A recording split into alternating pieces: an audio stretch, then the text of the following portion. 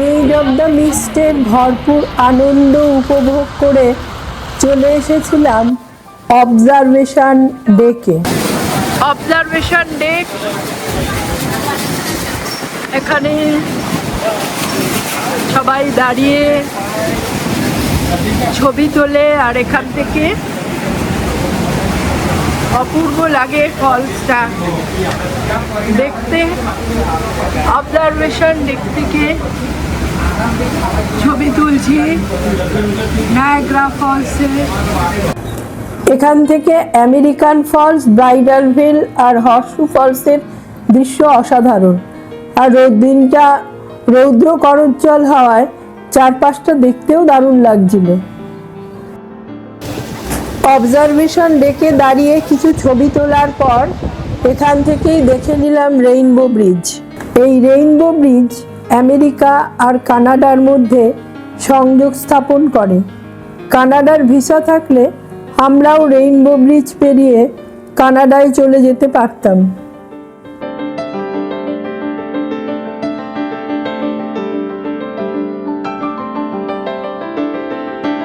Observation day থেকে সরাসরি চলে এলাম মেইড অফ দ্য মিস্টের সুভেনির শপে।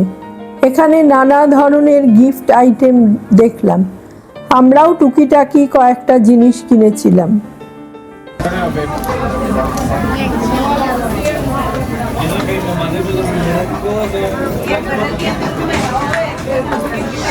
নানা রকমের আইটেম রয়েছে শপিংয়ের।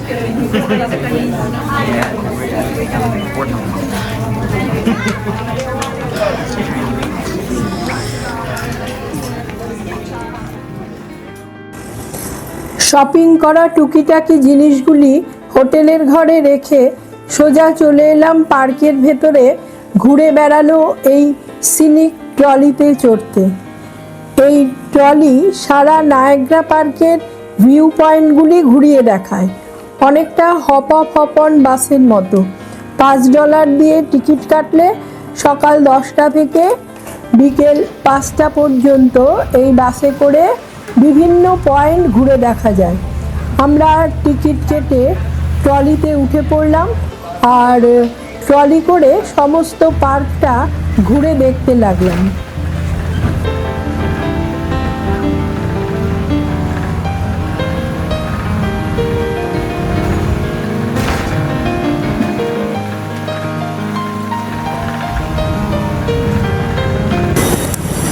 নায়াগ্রা নদীর উপর এই ব্রিজটি পেরিয়ে আমরা ঢুকছি গোট আয়ারল্যান্ডে।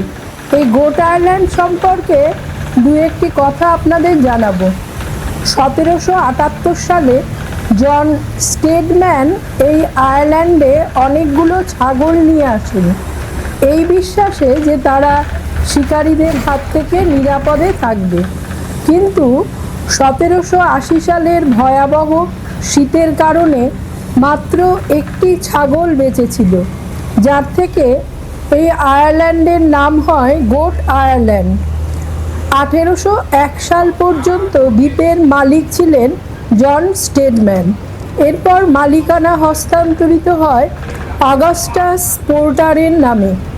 1817 সালে পোর্টার আয়ারল্যান্ডে একটি টোল সেতু নির্মাণ করেন, যা দর্শনার্থীদের আয়ারল্যান্ডের বিভিন্ন অংশ থেকে এই জলপ্রপাতগুলিকে আরও সুন্দর করে কাছ থেকে দেখার সুযোগ করে দেয়। আমরা চলে এসেছি গোট আয়ারল্যান্ডের তেরাপিন পয়েন্টে। বাস থেকেই অপূর্ব লাগছে ফলসটাকে।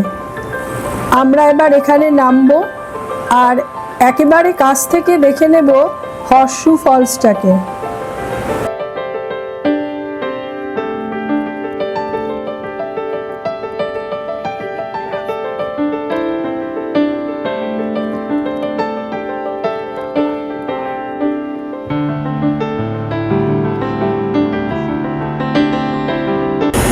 এই হর্সশু ফলস আমেরিকা ও কানাডার সীমান্তে অবস্থিত। আমরা যে তিনটে ফলস দেখলাম, আমেরিকান ফলস, ব্রাইডাল ভেল আর হর্সশু ফলস, তার মধ্যে এই হর্ষু ফলসই সবচাইতে বড়। এর অর্ধচন্দ্রাকার বা ঘোড়ার খুরের মতো গঠনের কারণে একে এই নামে ডাকা হয়।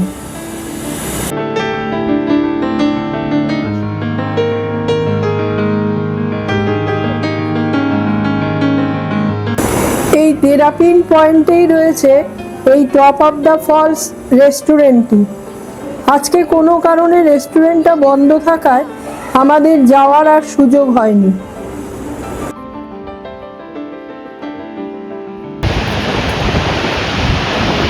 দুর্দান্ত ভিউজ, অসাধারণ অসাধারণ, ভাষায় বলে প্রকাশ করতে পারছি না। ফলসের বিশাল জলরাশির গর্জন, আকাশে উঠতে থাকা কুয়াশাচ্ছন্ন জলকণা এক অদ্ভুত মায়াচ্ছন্ন পরিবেশের সৃষ্টি করেছিল, যা কোনোদিনও ভোলার নয়।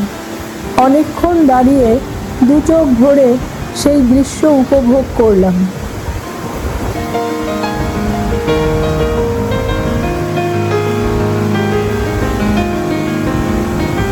আমরা এই যে এখানে দাঁড়িয়ে রয়েছি, এটাই হচ্ছে গোট আইল্যান্ড।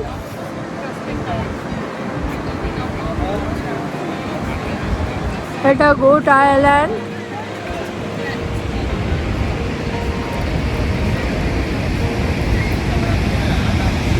এইখান থেকেই আমরা অসাধারণ সুন্দর ভিউ দেখছি, আমেরিকান ফলস এবং ব্রাইডাল ভেল পাশাপাশি।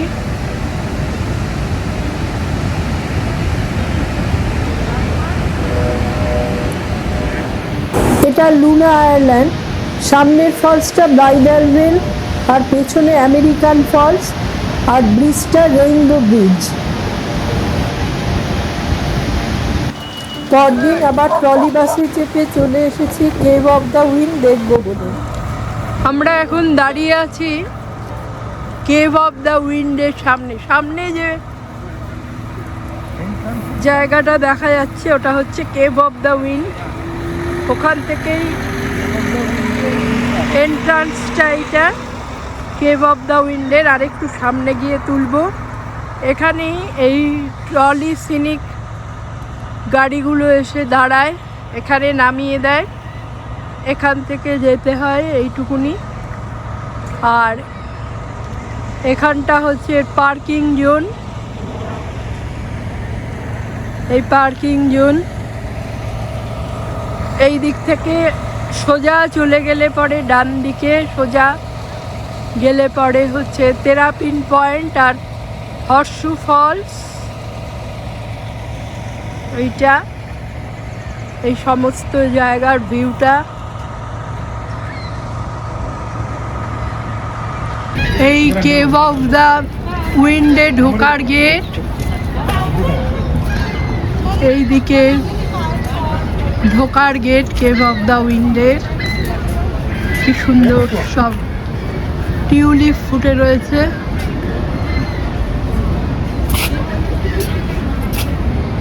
সামনে এই গেটটা একটু বড় করে দেখাই, কেভ অফ দ্য উইন্ড লেখা। এটা পাশেই হচ্ছে টিকিট কাউন্টার। উইন্টার রেটে $18 করে টিকিটের দাম নিল পার হেড।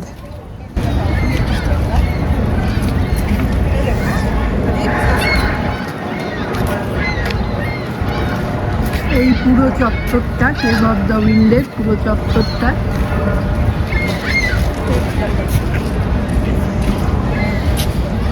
আচ্ছা, আমরা এখন কেভ অফ দ্য উইন্ডের মধ্যে ঢুকেছি। এখনো এখানে থাকতে বললেও 5 মিনিট। এখানে একটা শো হবে, সেই শোটা দেখে আমরা তারপরে ভেতরে ঢুকবো। এখানে আমরা দাঁড়িয়ে আছি এখন।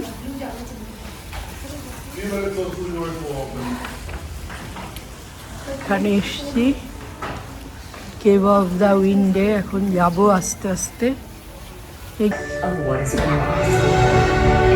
Freeland promises to restore. The church's painting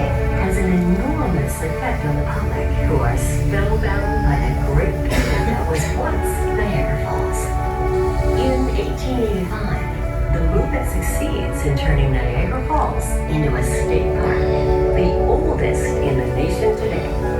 It becomes the inspiration for the creation. এইদিকে হচ্ছে এলিভেটর, এখানে আমরা এখন দাঁড়িয়ে আছি। এই পথটা দিয়ে এসেছিলাম, এখানে এই যে পথটা দেখছি এই পথটা দিয়ে এসেছি। এই পথটা দিয়ে এসে এই এখন এখানে আমরা দাঁড়িয়ে আছি।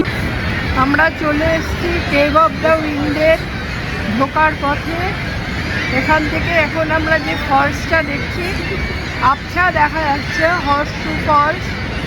আর এখানে এই অসংখ্য শৃগাল উড়ে বেড়াচ্ছে, প্রচুর শৃগাল রয়েছে এখানে।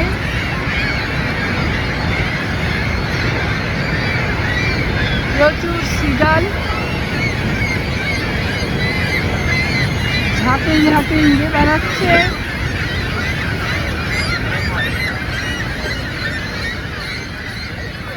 দারুণ সুন্দর।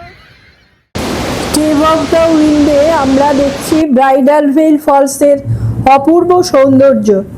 এই ব্রডওয়ে ধরে হেঁটে হেঁটে গিয়ে তারপর সিঁড়ি বেয়ে পৌঁছতে হবে হারিকেন ডেক।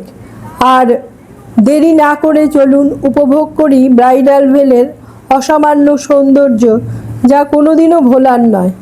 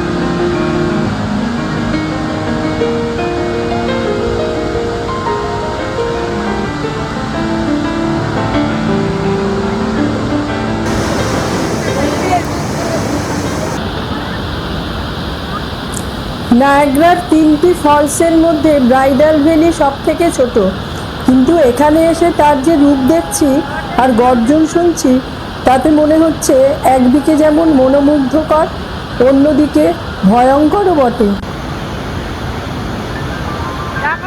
অসাধারণ জায়গা,